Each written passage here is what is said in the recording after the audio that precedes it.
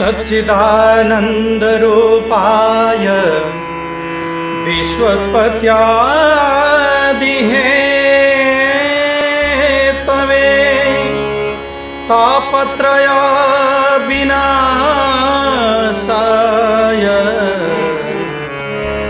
श्रीकृष्णाय वयं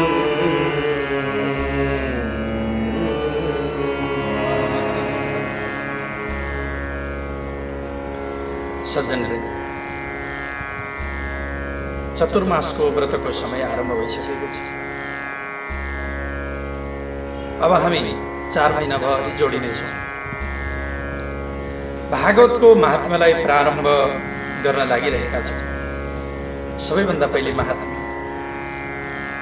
महात्म्यको प्रथम श्लोकले के भन्दैछ यसलाई हामी पहिले जान्ने कोसिस गरौँ। सच्चित आनन्द रूपाय विश्वोत्पत्त्यादि हेतवे तापत्रय विनाशाय श्रीकृष्णाय वयं नमः।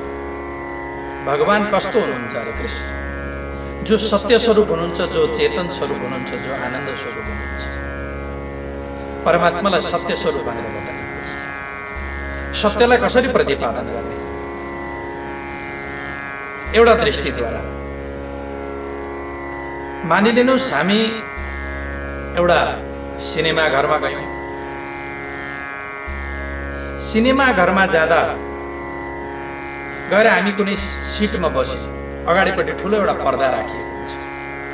पछाडिपट्टिबाट प्रकाश प्रवाहित गरिन्छ, जसमा विविध प्रकारका चित्रहरू दौडिरहेका हुन्छन्, हिँड्छन्, डुल्छन्, खाने पिउने काम भइरहेको हुन्छ। पानी पनि पर्छ, आगलागी पनि हुन्छ, बमहरू पड्किन्छन्, गोलीहरू लड्छन्, गोलीहरू चल्छन्, घुँडा खुकुरीहरू चल्ने गर्दछन्, तरवारहरू चल्छन्, धुलो धुवाँ सबै कुरो हामी त्यो पर्दामा देख्छौँ। यति हुँदाहुँदै पनि पर्दालाई केही फरक पर्दैन, कुनै प्रकारको असर पर्दैन पर्दालाई। पर्दामा कुनै पनि प्रकारको असर पर्दैन। अब यो पर्दालाई हामीले मान्न सक्दछौँ पर्दा सत्य हो भनेर। किन? सुरुमा पनि पर्दा जस्ताको तस्तै थियो, बीचमा पनि पर्दा जस्ताको तस्तै छ, अन्तिममा पनि पर्दा जस्ताको तस्तै छ, जसमा भूत भविष्य वर्तमान तीनै कालमा कुनै पनि प्रकारको परिवर्तन आउँदैन। त्यसलाई भनिन्छ सत्य, जसमा कुनै प्रकारको परिवर्तन आउँदैन। यदि सत्यको नाश हुन्थ्यो भने गोली चल्दाखेरि त्यो पर्दामा छिद्र हुनुपर्ने, त्यहाँ पाल परेन। ठुलो आगलागी भयो, बम पड्किँदाखेरि त्यो पर्दा डढ्नु पर्ने, डढेन। ठुला ठुला तरवारहरू, घुँडा खुकुरीहरू चलेका छन्, त्यति बेला पर्दा च्यातिनु पर्ने, त्यो च्यातिएन। त्यस्तै प्रकारले जो सत्य स्वरूप परमात्मा हुनुहुन्छ, सत्य स्वरूप परमात्मा रूपी पर्दामा यो सारा संसार चलिरहेको छ, प्रकृति लगायत। त्यहाँभन्दा अर्को विशेष रूपले जाने हो भने चाहिँ परब्रह्म परमात्मामा यो प्रकृति रूपी संसार चलिरहेको छ भनेर पनि हामीले जान्न सक्छौँ। तर प्रकृतिमा परिवर्तन आउँछ, परमात्मामा आउँदैन। जो त्रिकालाबाधित छ, त्रिकालातीत छ, कालले भूत भविष्य वर्तमान यी तीनै कालले परमात्मालाई कुनै प्रकारले प्रभावित पार्न सक्दैन, कुनै प्रकारको प्रभावित पार्दैन। तसर्थ सत्य के हो त भन्दा जो भूत भविष्य वर्तमान तीनै कालमा जसमा कुनै प्रकारको परिवर्तन हुँदैन, त्यसलाई भनिन्छ सत्य। अब चेतना।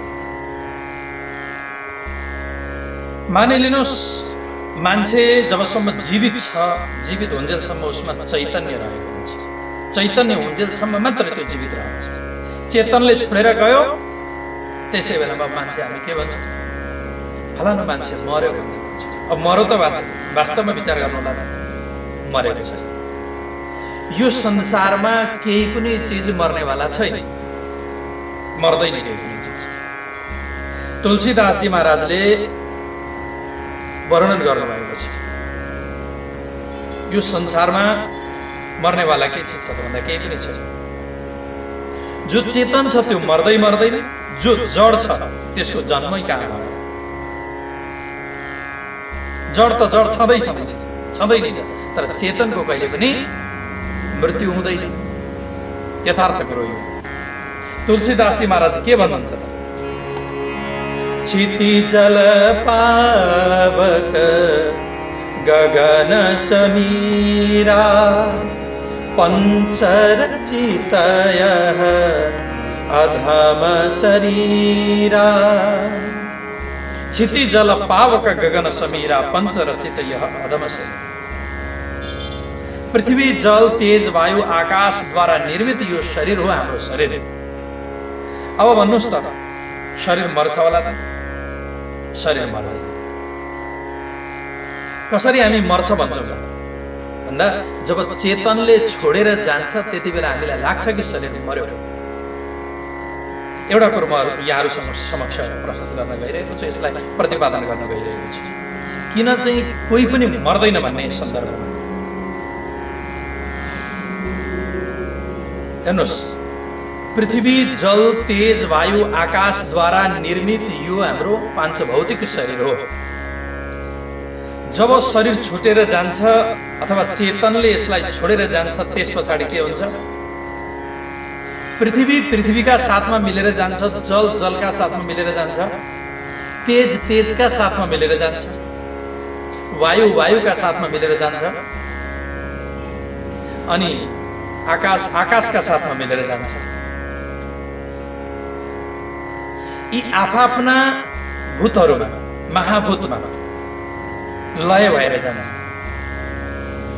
अनि जो अजर अमर चेतन छ त्यो चेतन सरक्क यो शरीरलाई छोडेर यदि उसले आत्माको ज्ञान गरिसकेको छ, उसलाई वास्तविक तत्त्वको ज्ञान भइसकेको छ भने उसले अब बार बार जन्म लिनुपर्ने आवश्यकता पर्दैन, विविध शरीरहरूलाई उसले प्राप्त गरिराख्नु पर्दैन। यदि वास्तविक तत्त्वको उसलाई ज्ञान भएको छैन भने उसले विविध प्रकारका शरीरहरूमा बार बार आउनु जानु पर्ने स्थिति आउँछ। उसले भ्रमण गरि नै रहनु पर्दछ। पुनरपि जननम पुनरपि मरणम पुनरपि जननी जठरे शयनम। यो त चक्र चलि नै रहन्छ। यो चक्रबाट मुक्त हुन त परम ज्ञानको आवश्यकता पर्दछ। श्लोकार्धेन प्रवक्ष्यामि यदुक्तम ग्रन्थकोटिभि ब्रह्म सत्य जगत मिथ्या जीव ब्रह्मैव नापर। आधा श्लोकमा जो करोडौं ग्रन्थहरूमा वर्णन गरिएको कुरो मात्रै आधा श्लोकमा बताइएको छ। के त भन्दा ब्रह्म सत्य हो, जगत मिथ्या हो, जीव ब्रह्मैव नापर। जीव र ब्रह्ममा कुनै पनि प्रकारको फेर छैन, अलगता छैन, सामञ्जस्यता छ, एकदम एकै हो भनेर बताउन खोजेको छ। यो हो चेतना। अर्को आनन्द स्वरूप। आनन्द हामीसँगै छ। हामीसँग हुँदा हुँदै पनि हामीलाई उसको पहिचान नभएका कारणले गर्दा हामीलाई आनन्द आउँदैन। कुनै पनि प्राप्तव्य वस्तु हामी खोजिरहेका छौँ, निकै दुर्लभ छ मानिलिनुहोस्, प्राप्त गर्न निकै कठिन छ, त्यसलाई एकदम अप्ठ्यारो छ त्यसलाई प्राप्त गर्नका लागि। फेरि पनि जसो तसो गरेर बडा मेहनत गरेर हामीले त्यो चिजलाई प्राप्त गर्यौँ भने त्यति बेला हामीलाई कस्तो हुन्छ? आहा, कति आनन्द आयो भने जस्तो हुन्छ। हो त्यस्तै प्रकारले जब कुनै चिज दुर्लभ वस्तु हामीसँगै छ तर त्यसलाई हामीले चिन्यौँ न, जान्यौँ न, नजानेका कारणले गर्दा हामीलाई आनन्दको अनुभूति हुँदैन। जानिसकेपछि त्यही कुरो आनन्दमय हुने गर्दछ। आनन्दको अनुभूतिबाट हुन्छ। हामीमै सत्य स्वरूप पनि मै हुँ, चेतन स्वरूप पनि मै हुँ र आनन्द स्वरूप पनि मै हुँ भन्ने कुरो हामीले जानकारी लिनुपर्दछ। वेदान्तले यो कुरोलाई प्रतिपादन गरेको छ, ठोस रूपमा बताएको छ।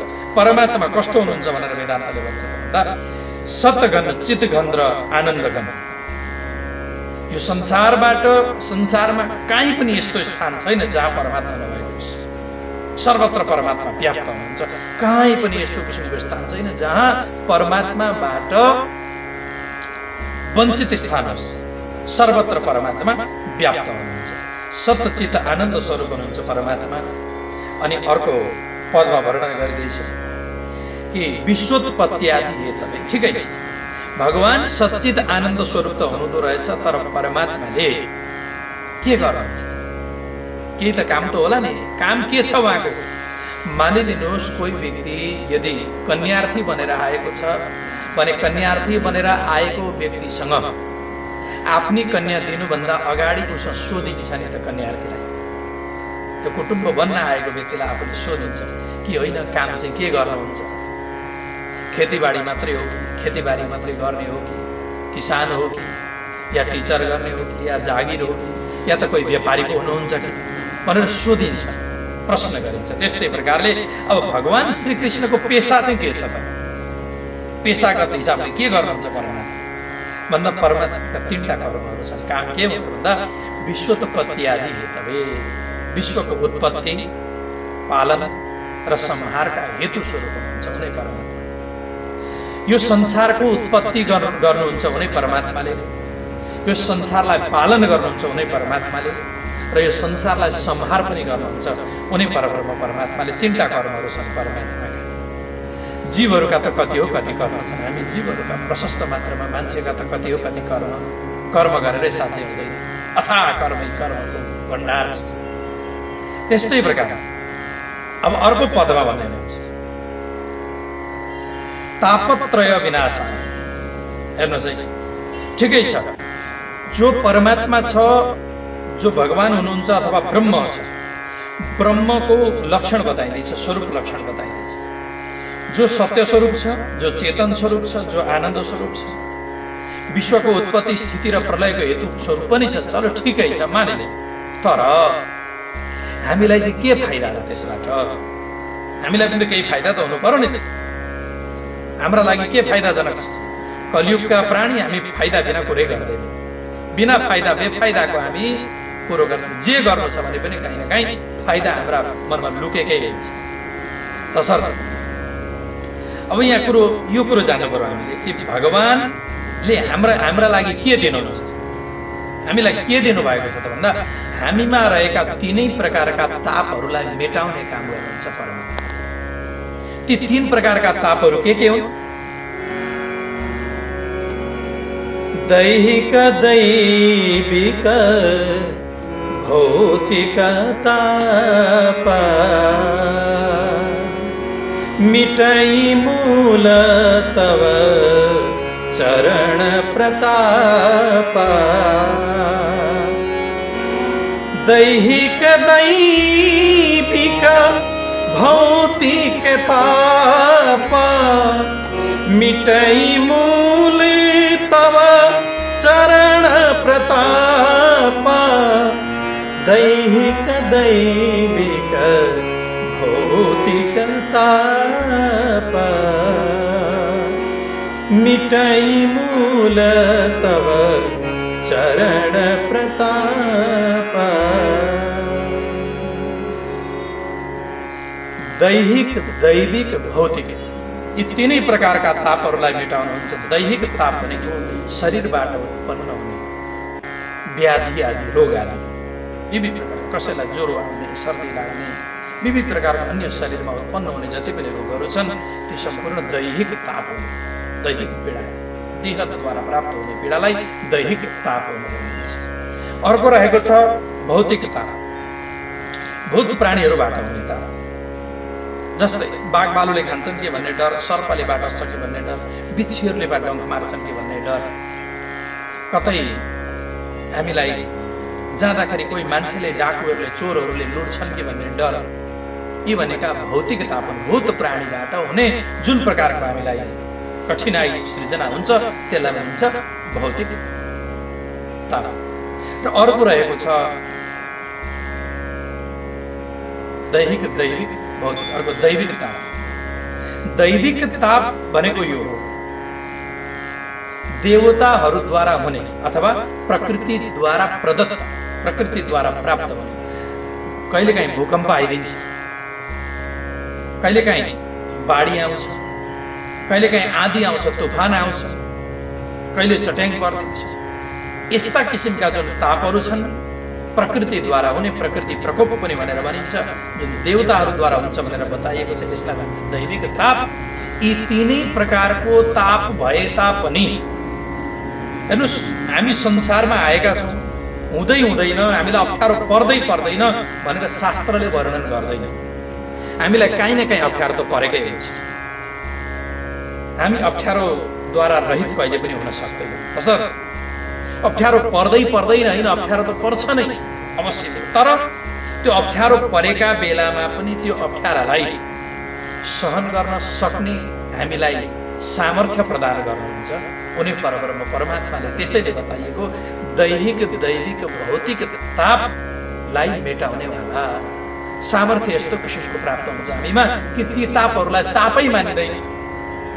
कुनै पनि भक्तले कुनै अप्ठ्यारो किसिमको उसलाई स्थिति सृजना भयो भने उसले त्यो कठिनाई स्थितिलाई कठिनता मान्दै यादै गर्दैन त्यसलाई। तसर्थ यी तीनै प्रकारका तापलाई मेटाउनेवाला परब्रह्म परमात्मा हुनुहुन्छ र त्यस्ता परब्रह्म परमात्मा भगवान श्री कृष्णलाई हामी नमस्कार गर्दछौँ भनेर यो पहिलो श्लोकले वर्णन गरेको छ। कुन कृष्ण? कृष्ण भनेको के हो? करसति इति कृष्ण। जति पनि भक्तहरू छन् भक्तहरूको पापलाई तापलाई दुःखलाई कष्टलाई जसले कर्षण गर्ने काम गर्दछ तान्ने काम गर्दछ त्यसलाई मेटाइदिने काम गर्दछ त्यसलाई भन्छ कृष्ण। र अर्को यो सारा संसारलाई सृष्टि गर्नुभयो उनी परमात्माले, पालन गर्दै हुनुहुन्छ उनी परमात्माले। अन्तिममा गएर यो सारा सृष्टिलाई आफैमा जसले समाहित गर्ने काम गर्नुहुन्छ आफैमा कर्षण गर्नुहुन्छ आफैमा लीन गराउनुहुन्छ उहाँलाई पनि कृष्ण भनेर भन्न सकिन्छ। जसरी गोपिनीहरूले भनेका छन् कृष्णको व्याख्या त गोपिनीहरूबाट हामीले सिक्न सक्दछौँ।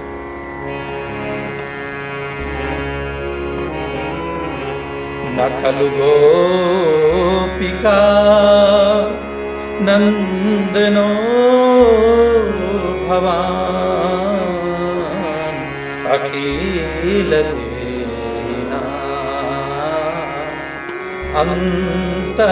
अंतरात्मद्री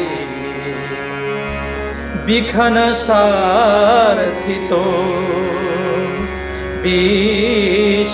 विश्वगुप्तये सखदेवा सात्वतांकुले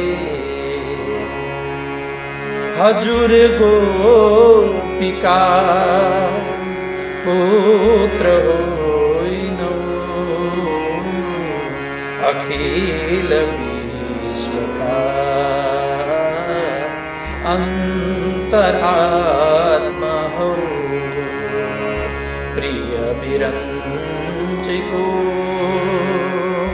प्रार्थना सुनी जग हितार्थमा जन्मियो तिमी। न खलु गोपिका नन्दनो भवान् अखिल देहिना अन्तरात्मा। हे प्रभु तपाईं नन्द बाबाका तथा गोपी यशोदाका पुत्र हुनुहुन्छ। यो सारा संसार विश्व ब्रह्माण्डमा जति पनि व्यक्तिहरू छन् ती सबैका अन्तरात्माका द्रष्टा स्वरूप हुनुहुन्छ। अन्तरात्मा दृक अन्तरात्मामा गएर हजुर स्वयं नै प्रविष्ट गरेर बस्नुहुन्छ।